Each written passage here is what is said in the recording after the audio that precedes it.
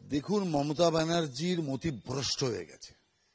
নইলে এত বড় একটা মহাকুম্ভ বিশ্বমে আজ পর্যন্ত এত দিন ধরে এত লোকের সমাগমে কোনো কার্যক্রম হয়নি সারা বিশ্বে। এ তো রেকর্ড। 50 কোটিরও বেশি লোক এখনো পর্যন্ত স্নান করে ফেলেছে। 50 কোটি তো অনেক বড় বড় দেশের জনসংখ্যাও নেই।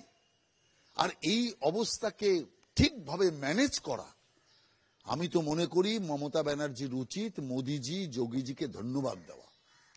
দু একটা ঘটনা ঘটেছে যেটা দুঃখজনক, দুর্ভাগ্যজনক, কিন্তু 50 কোটি সমাবেশ, আরো তো দিন বাকি আছে, আরো লোকেদের হবে।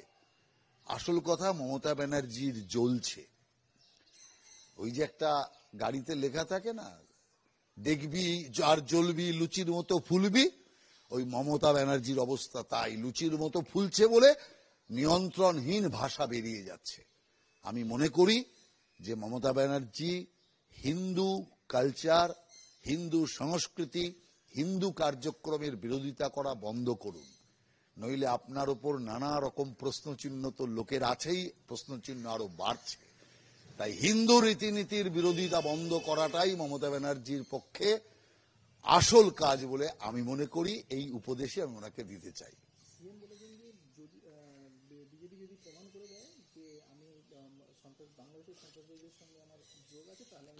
দেখুন, মানুষের মধ্যে এমন একটা ধারণা তৈরি হচ্ছে যে মমতা ব্যানার্জির কথাবার্তা, মমতা ব্যানার্জির কাজকর্ম, মমতা ব্যানার্জির বিবৃতি ও বাংলাদেশি উগ্রপন্থীদের উস্কানি দিচ্ছে, বাংলাদেশি উগ্রপন্থীদের পুষ্টিকরণ করছে, অনুপ্রবেশকারীদের এখানে শরণ নেওয়ার ক্ষেত্রে সহযোগিতা করছে।